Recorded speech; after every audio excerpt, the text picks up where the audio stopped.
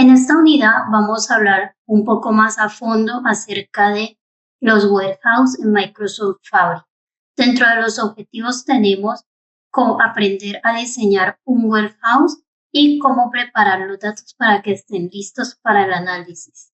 La DP600 hace mucha énfasis en este tipo de almacén de datos, ya que es uno de los más usados para el análisis de inteligencia de negocios, por lo cual dedica toda esta unidad a hablar precisamente de cómo sería su diseño y cuáles son las etapas o partes que lo componen. Dentro de un diseño de warehouse tenemos normalmente que primero se produce la ingesta de datos, luego se produce el almacenamiento, posteriormente se realizarán todas las labores de procesamiento de datos y finalmente se realizará el análisis y entrega de los datos para así poder obtener información y las partes interesadas puedan tomar las decisiones correctas. Estos datos pueden proceder de diferentes orígenes y ser almacenados tanto en una base de datos relacional como en almacenes de datos provisionales. A su vez, se deben practicar los correspondientes pasos de transformación y limpieza de estos datos para que puedan estar disponibles para el uso. De esta forma, todos los analistas y personas involucradas en el manejo de los datos pueden encontrar esta información en un solo lugar. El warehouse en Microsoft Fabric contiene tablas que permiten almacenar estos datos para su posterior análisis. Estas tablas normalmente están organizadas en un sistema optimizado para el modelado multidimensional, lo cual admite que se realice un análisis eficiente y eficaz para grandes cantidades de datos.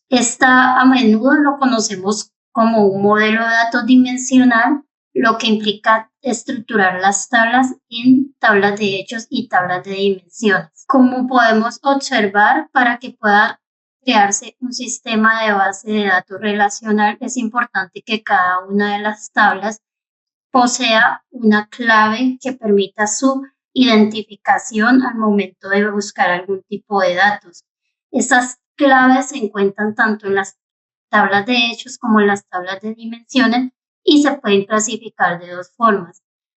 Las claves suplentes son un identificador generado automáticamente por el sistema, el cual nos permite identificar de manera única un registro dentro de una tabla. Normalmente este registro no se repite, ya que, como lo dijimos, es uno por cada registro. Este valor que se asigna como clave normalmente no tiene ningún significado empresarial, sino que simplemente se hace a manera de organización.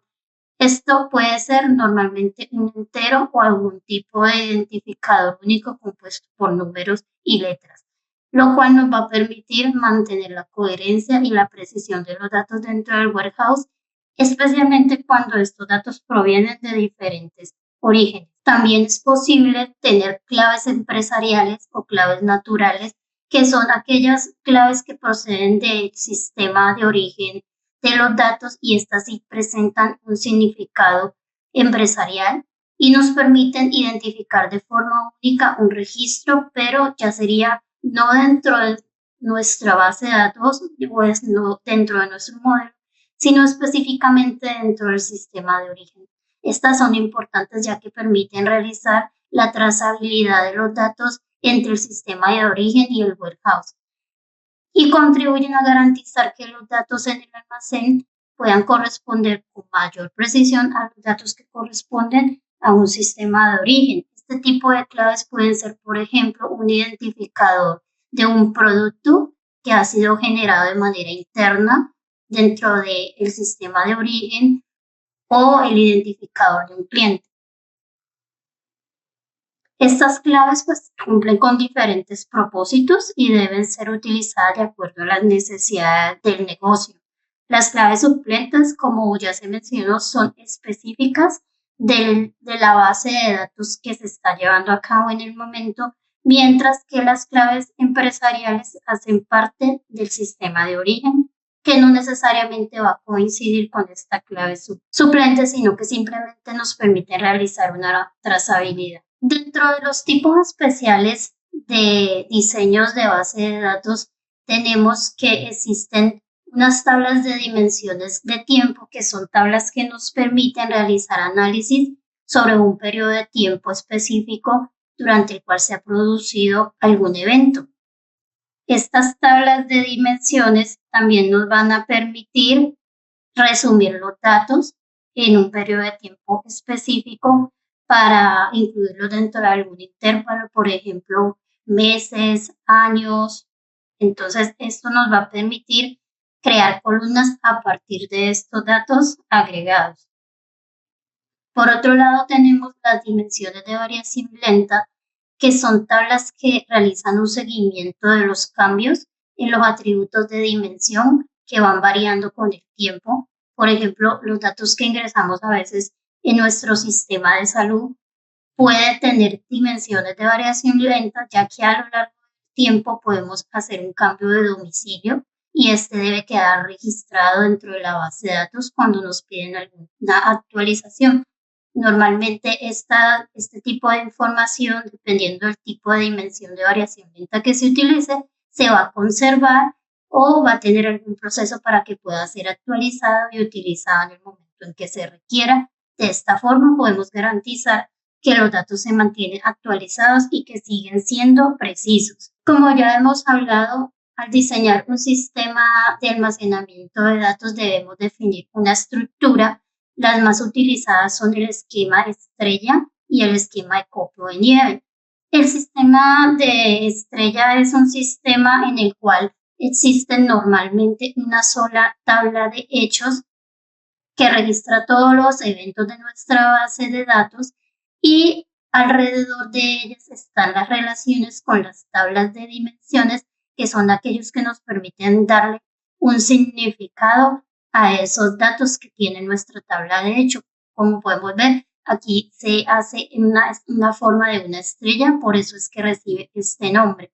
Por otro lado, tenemos el esquema copo de nieve, el cual adicionalmente a las dimensiones puede hacer o permitir que existan otras tablas que estén relacionadas entre las mismas dimensiones, lo cual hace que su consulta pueda llegar a ser un poco más compleja, pero no es imposible. Sin embargo, en temas de modelamiento normalmente se sugiere que se utilice este esquema estrella para poder facilitar luego las consultas.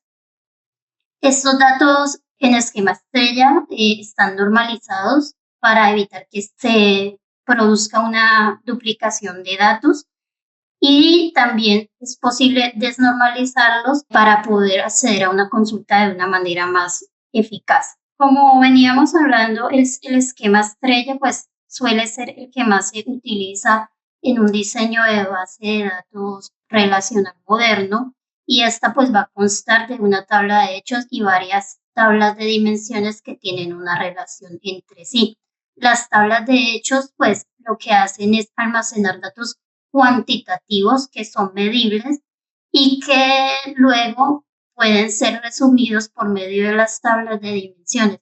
Las tablas de dimensiones lo que nos permiten es identificar quién, qué, dónde, cuándo y por qué se realizó un cierto evento. Por ejemplo, una venta. Cuando tenemos los datos de una venta en una tabla de hechos, normalmente solamente tenemos datos numéricos, aparte de las claves donde nos están diciendo cuándo se realizó un determinado evento, qué cantidad se vendió, por qué monto. Pero si queremos saber quién compró, esa tabla va a estar relacionada con una tabla de clientes que nos va a decir, de acuerdo a su identificador, que es el que permite la relación, definir quién fue la persona, en este caso, que realizó la compra.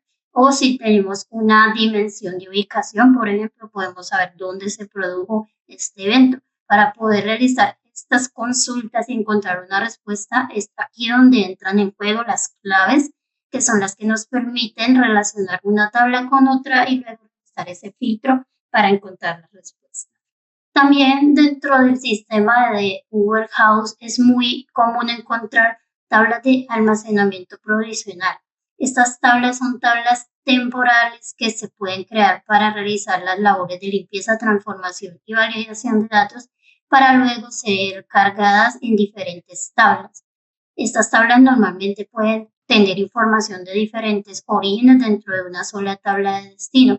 Por ejemplo, normalmente cuando hacemos este tipo de transformaciones en Power Query, nosotros importamos toda la información que viene consolidada de un sistema de información, como puede ser un CRM, pero normalmente en este tipo de tablas, la información que corresponde a las tablas de hechos y las dimensiones vienen en una sola tabla y mucha información puede estar duplicada. Lo que se hace con este tipo de tablas de almacenamiento provisional es precisamente poder traer esa información en una primera instancia en una sola tabla para luego realizar todo tipo de limpieza y transformación, como por ejemplo extraer los datos que correspondan a las tablas de hechos y posteriormente para cada una de esas dimensiones a partir de esa tabla de almacenamiento provisional, por lo cual es muy útil y muy utilizada en los diferentes diseños de bases de datos. Cuando hablamos de preparar los datos para el análisis, estamos hablando de cómo hacer para que esos datos estén disponibles para diferentes personas que necesitan hacer algo con esos datos. En este caso, el Warehouse nos permite trabajar fácilmente con tres vistas, que son las vistas de datos, la vista de consulta y la vista de modelo. En la vista de datos, como su nombre lo indica, pues vamos a encontrarnos con las diferentes tablas que tiene nuestro modelo y vamos a poder ver pues qué es lo que está allí. En la vista de datos nos muestra todas las tablas que corresponden a nuestro modelo de datos como un conjunto de datos, por decir, las tablas de cliente, de proveedor, etcétera. Mientras tanto, en la vista de consulta vamos a poder ver todas las consultas en SQL que se han utilizado para crear el modelo semántico. Finalmente, en la tabla de modelo es donde vamos a poder ver ese modelo en estrella y cada una de las relaciones que lo componen. Dentro de la preparación de datos para el análisis de informes vamos a tener estas vistas que son muy similares a las de Power Query, en la cual vamos a tanto Power Query como Power BI se ven muy parecidos a estas vistas y dentro de estas vistas lo que vamos a poder ver es no solo el esquema por el cual está compuesto nuestro modelo, incluidas todas las tablas, sino que también vamos a tener la pestaña de modelo donde vamos a poder realizar las diferentes relaciones que componen nuestro modelo, identificando nuestras tablas de hechos con sus respectivas tablas de dimensiones y cuál es la clave que las identifica o las une para luego poder hacer los diferentes tipos de análisis. En este caso podemos observar que la tabla de ventas es la tabla de hechos, la tabla de órdenes de venta, la cual presenta una relación de uno a muchos con la tabla de clientes, la cual está unida por medio de la clave cliente. Asimismo, a su alrededor vamos a encontrar las diferentes tablas que componen el modelo y que se van a crear directamente en el warehouse con un sistema de arrastrar y soltar. A su vez, también nos permite crear medidas, que las medidas son las métricas que nos permiten analizar la información que tenemos dentro de nuestro modelo de datos.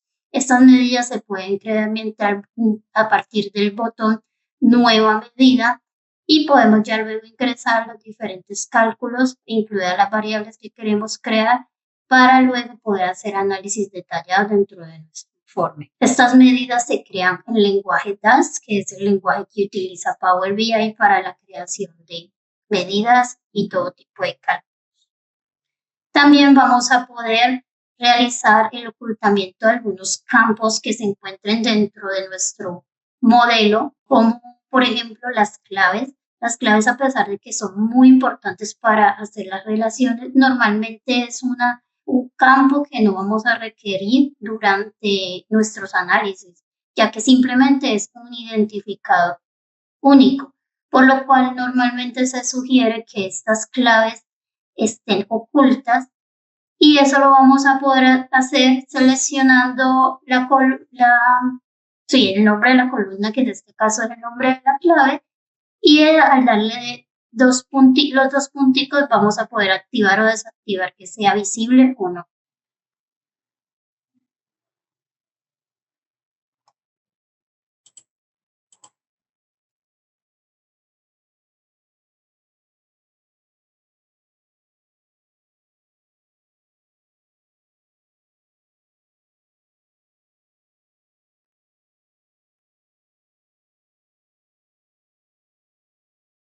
Aquí se está creando una relación de uno a muchos. Como se puede observar, simplemente se arrastró el campo de clave de una dimensión a una tabla de hechos y de esta manera se crea la dimensión de uno a muchos. En una siguiente unidad vamos a hablar en más detalle cuáles son los tipos de relaciones que existen y cómo podemos identificarlo. En este caso, para adelantar, simplemente podemos ver que estamos identificando con un 1 el lado 1, es decir, donde el registro es único, y con un asterisco la tabla donde el registro puede estar una o más veces. Bueno, ahora vamos a hablar acerca del modelo semántico. El modelo semántico es aquel que nos define las relaciones entre las tablas, las reglas de cómo se resumen los datos y los cálculos que se usan para obtener la información de los datos que luego van a ser utilizados para crear nuestros informes.